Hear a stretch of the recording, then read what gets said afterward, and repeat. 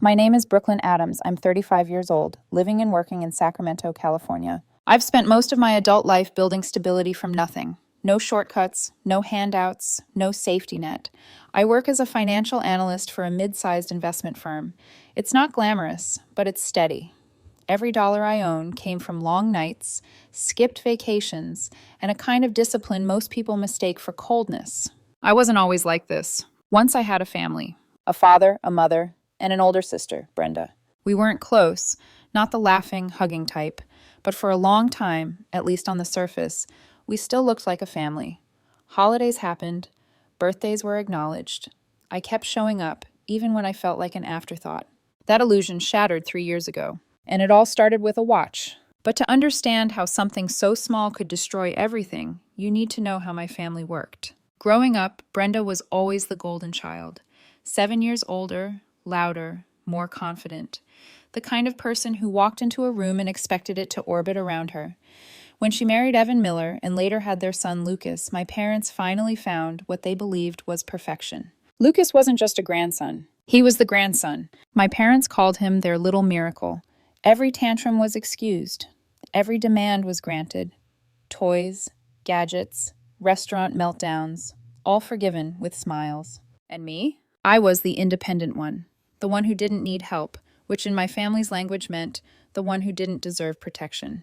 There were money issues, of course, there always are. When Brenda's real estate ventures collapsed, she came to me more than once, asking to borrow amounts that reached into the hundreds of thousands.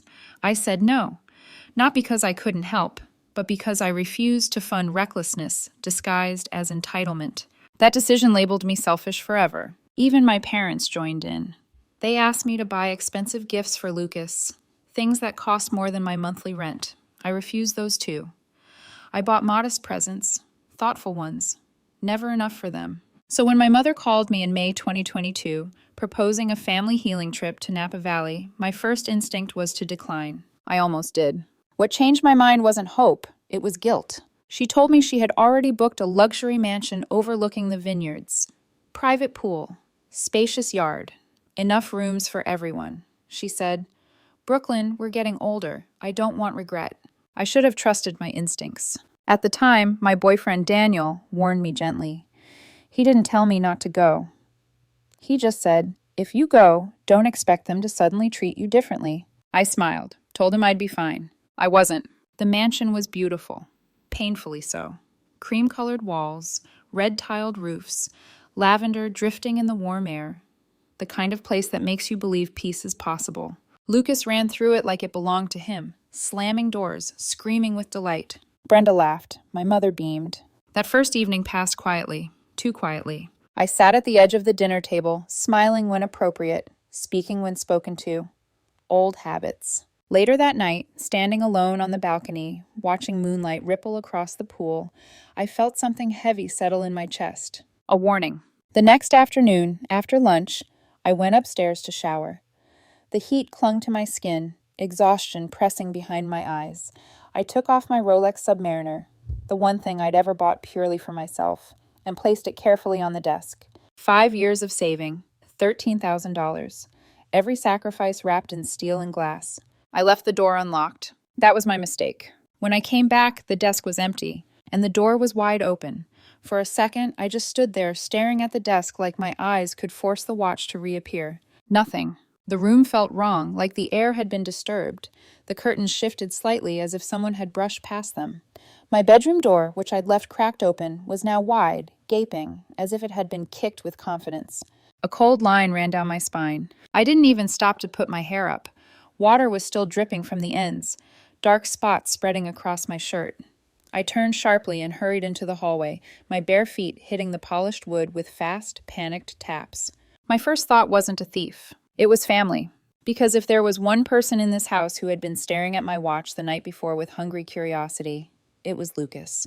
At dinner, he'd leaned over the table, eyes fixed on my wrist, like it was a toy he'd been denied his whole life. "Is that real?" he'd asked, loud enough for everyone to hear. Before I could answer, my mother had laughed softly. "Of course it's real, sweetheart. Your Aunt Brooklyn likes nice things." Brenda had smirked, swirling her wine. Some people waste money just to look important. No one had defended me, not even casually. not even as a joke. And now, standing in the hallway with my heart pounding so hard I could hear it in my ears, I realized that dinner conversation hadn't been harmless. It had been a setup. I rushed down the stairs, scanning the living room, the kitchen, the patio doors. Then I shoved open the back door and stepped into the yard. Bright Napa sunlight hit my face. The air smelled like lavender and cut grass. The pool glimmered like polished glass. And then I saw him, Lucas, 9 years old, standing a few meters from the pool with both hands raised high above his head. In his hands, an uneven, heavy rock the size of a small melon. Below it, right on the grass, was my watch. For one frozen second, my brain refused to accept what I was seeing. It felt too insane, too stupid, too impossible. Then my body reacted before my mind could. "Lucas!" I screamed. The sound ripped out of me, raw and sharp. I sprinted across the yard, every step pounding panic into the ground. "Stop! Put it down!" He looked at me. Not startled, not guilty. Focused, like a child performing an experiment he'd already decided the outcome of. The rock dropped. A dry, sickening crack sliced through the air. It sounded like bone snapping. I reached him too late. I fell to my knees on the grass, hands shaking as I stared at what had been my Rolex. The crystal face was shattered into tiny glittering fragments. The hands inside were crooked, dislodged like broken ribs. The steel casing was dented so badly the watch didn't even look like itself anymore. $13,000. 5 years of saving. Hundreds of no's to myself, no new car, no vacations, no fancy dinners, turned into a ruined pile of metal and glass at my feet. My throat tightened, not because I wanted to cry, because rage was rising so fast I could barely breathe. Then Lucas spoke. He shrugged, like he had just spilled juice. "Your watch is fake anyway," he said coolly. "I heard if it was a real Rolex, it wouldn't break even if you hit it." That sentence hit me harder than the rock. Because a 9-year-old doesn't say Rolex like that. A 9-year-old doesn't casually toss out some weird test logic like it's a fact he learned from an adult conversation. I looked up at him slowly, eyes burning. "What did you just say?" My voice came out tight. "Who told you that?" Lucas shifted his weight. His mouth twitched, like he wasn't sure whether he was supposed to answer.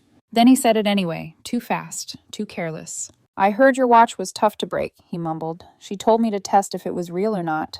She. My chest went rigid. I stood up slowly, still clutching pieces of my shattered watch in my palm. "She?" I repeated, forcing calm into my voice like a knife into a wound. "Who's she, Lucas?" He hesitated. And in that hesitation, I heard footsteps behind me. The back door slammed open. My mother ran out first, hair flying, eyes wide. "What's happening?" she cried. My father followed, his expression already annoyed, like I'd interrupted something important. A second later, Brenda and Evan appeared, rushing down the patio steps. Brenda's eyes went straight to Lucas. Not to me. Not to the ruined watch. To Lucas. And that told me everything. I pointed down at the broken pieces. My hand was shaking so hard the fragments clicked together. "Lucas stole my Rolex from my room," I said, voice trembling. "And he smashed it. He smashed it with a rock." My mother glanced down briefly. Just briefly. Then she looked back at Lucas and pulled him into her arms like he was the one who'd been harmed. "Oh, honey," she soothed. "Are you okay?" I stared at her. I actually stared like my brain couldn't process it. My father frowned at me. "Brooklyn," he said in that stern voice that used to make me shrink as a kid. "Why are you yelling at him like that?" "Because he destroyed my watch," I snapped. $13,000, Dad." My mother's face didn't change. She didn't even flinch at the number. She tightened her grip around Lucas. "He's just a child," she said gently, like she was talking to a stranger throwing a tantrum in a grocery store. "He was probably curious. Don't overreact." Overreact. The word made my vision blur. Brenda rushed forward, crouched in front of Lucas with exaggerated concern. "Baby, did Aunt Brooklyn scare you?" she asked. Lucas immediately put on a trembling face, so practiced it looked rehearsed. "I didn't mean to," he whispered, but his eyes flicked toward me. Cold. Calculating. I forced myself to turn to Brenda. My voice lowered, dangerous and controlled. "Lucas just told me you told him to test whether my watch was real." Brenda froze, just for half a second. Her face shifted, like a mask slipping. Then she recovered with speed that was almost impressive. "What?" she said loudly, scandalized. "No, that's ridiculous." She straightened, looking at everyone like she was offended on behalf of the entire family. "I said your watch was probably hard to break," she continued smoothly. "How was I supposed to know he'd do this?" And then, right in front of me, Brenda shot Lucas a look. Not a mother's look. A warning. Lucas shrank back instantly. His chin dropped. His eyes avoided hers. That was the moment I knew. He hadn't done this because he was curious. He'd done it because he'd been guided, manipulated, trained. I stepped closer. You told a 9-year-old that a Rolex is hard to break, I said, each word sharp. What did you expect him to do with that? Brenda's lips tightened. Her voice dropped, suddenly low and threatening. Don't you dare accuse me, she hissed. He did it himself. Evan, her husband, jumped in immediately. Seriously, Brooklyn, he said with an irritated scoff. He's a kid. Why are you making this such a big deal? My mother nodded eagerly, as if she'd been waiting for someone to say that.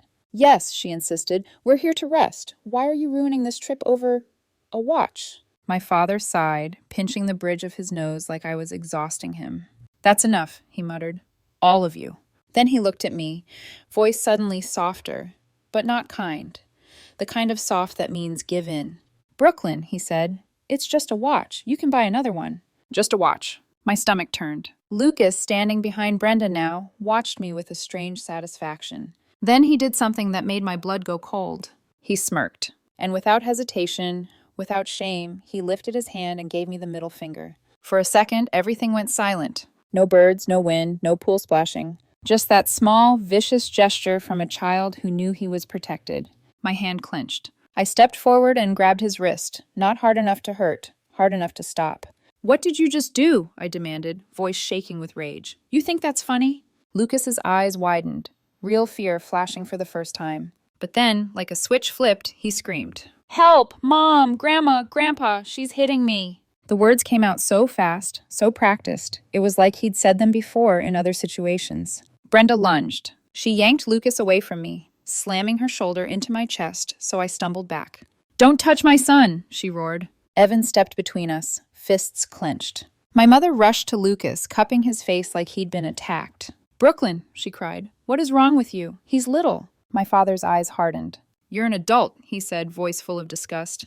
Act like one. I stood there in the middle of the yard, surrounded by my family, and for the first time, I realized something that made my chest ache worse than the broken watch. In their eyes, I wasn't family. I was the problem they had to manage. The argument dragged on for nearly 10 minutes, voices rising, accusations flying. And through it all, nobody once said, Lucas, apologize.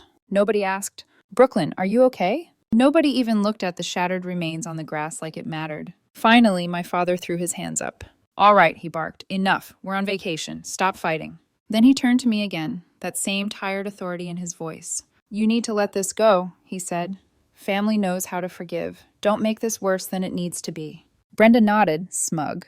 Evan nodded, relieved. My mother stepped closer and touched my shoulder like she was calming a hysterical stranger. Listen, she whispered gently. Lucas doesn't understand. He's just a kid. When he grows up, he'll know better. I stared down at my ruined watch. Then up at their faces. 5 people. Not 1 ounce of accountability. Not 1 ounce of care. And in that moment, something inside me became very still. A decision formed, clear, final, and unchangeable. I nodded slowly. I understand, I said. My mother's shoulders relaxed instantly. My father exhaled like the crisis was over. Brenda's mouth curled into a satisfied smile. They thought I was giving in.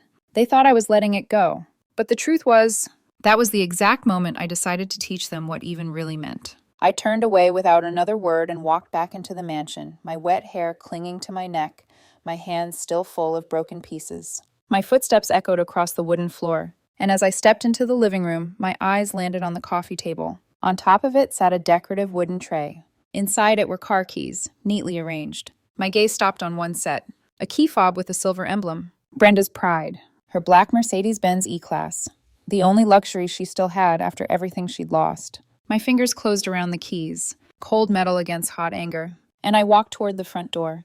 The moment the front door closed behind me, the noise from the garden dulled, like someone had stuffed cotton into my ears. I stood in the driveway, Brenda's Mercedes gleaming under the afternoon sun, black paint flawless, chrome trim polished to arrogance. It sat there like a monument to everything my family protected when it wasn't me. I opened the driver's door and slid inside. The leather was still warm. The dashboard lit up softly as I pressed the ignition. The engine purred, smooth, obedient. I rolled down the windows, all of them. Front, back, sunroof, every barrier gone. I didn't rush. I eased the car forward, circling around the side path toward the backyard. The pool came into view, an endless blue sheet stretching toward the vineyards beyond, serene and deceptive. 10 feet from the edge, I stopped. For one breath, I sat there, hands resting lightly on the wheel, watching the water ripple. The words from minutes earlier echoed in my head, layered over each other like a chant. It's just a watch. He's just a kid. Family knows how to forgive. I shifted into drive. I opened the door, and I stepped out. The car began to roll on its own, slow and deliberate, tires crunching softly over stone. I turned back towards the garden and raised my voice. Clear, calm. Hey, everyone, come see this. My father looked up first, then my mother, then Brenda and Evan. Their faces moved from confusion to disbelief in perfect sequence as they followed my gaze, right to the Mercedes inching toward the pool's edge. No, no, Brenda screamed, sprinting forward, her sandals slipping on the stone. It was too late. The car tipped, hesitated for a split second, then plunged into the pool with a thunderous crash. Water exploded upward, drenching the patio, waves slapping violently against the pool's edge. The Mercedes sank nose first, bubbles surging from the open windows as it disappeared beneath the surface. I stood still, watching, exactly how I had stood watching Lucas minutes earlier. Brenda collapsed at the pool's edge, screaming, clutching her head. My car! Oh my God, my car! Evan ran after her, face pale, shouting at me like his voice alone could rewind time. Are you insane? Do you know how much that costs? My mother staggered forward, gripping the railing, her hands shaking. Brooklyn, she whispered. What did you do? My father stopped a few steps back, fury blazing in his eyes. Explain yourself, now. I looked at all of them, really looked, and spoke calmly. Didn't you all just say family has to forgive? I asked. Now we're even. The words hit them like a slap. Brenda jumped to her feet and charged toward me, fists clenched. I'm calling the police. You're going to jail for this. Go ahead, I replied, meeting her eyes. Call them. She froze. I stepped closer, voice dropping, steady and cold. When they arrive, they'll ask about my watch. They'll ask why a 9-year-old stole it from my room. They'll ask who told him to test it. And they'll look very closely at how you and Evan raise your child. Brenda's face drained of color. If they find evidence of inciting a minor, I continued, do you know what happens next? Silence. You could lose custody. Evan swallowed hard. My mother gasped. I'm not threatening you, I added. I'm stating facts. My father took a step forward. Brooklyn, you've crossed a line. I turned to him, really turned, and for the first time in my life, I didn't look away. Which line? I asked. The one where your grandson smashed my property? Or the one where he flipped me off? Or the one where his mother taught him how to hide behind family? He opened his mouth, closed it, said nothing. My mother's voice broke. You're my daughter. How could you do this? I met her gaze, something sharp cutting through my chest. I'm your daughter, I said. Have you ever stood up for me? Her eyes filled with tears. I pulled out my phone and dialed 911, holding it up where they could see. Wait, Brenda begged, rushing forward, grabbing my wrist. Please, don't. Evan joined her. We're sorry. We'll fix this, please. My father's voice softened to a plea. I was wrong, he said. I shouldn't have told you to let it go. I looked at them all, pleading now, terrified. I ended the call before it connected and slid my phone back into my pocket. Then I walked away. That night, I packed my bags and left the mansion. My mother ran after me, grabbing my hand. Stay, she cried. We'll talk. I gently removed her fingers. We already did, I said. And you chose. I drove into the night. That was the last time I saw my family for 3 years. For 3 years, I lived as if my family no longer existed. I changed my phone number, blocked every contact, ignored birthdays, holidays, anniversaries. At first, the silence felt heavy, like walking through a house after a funeral. Every familiar date carried echoes. Christmas mornings were the hardest. I'd wake up expecting that old, dull ache of obligation, and then remember I was free. And freedom, I learned, is quiet. I poured myself into work. Promotions came. My savings grew. I moved apartments, traveled alone, loved carefully. My boyfriend, Daniel, never pushed me to reconnect. He only ever said one thing. You don't owe people access to you just because they share your blood. I believed him. Until one Saturday evening, a week ago, when my doorbell rang. I wasn't expecting anyone. When I opened the door, my breath caught. My mother stood there. Patricia Adams looked smaller than I remembered.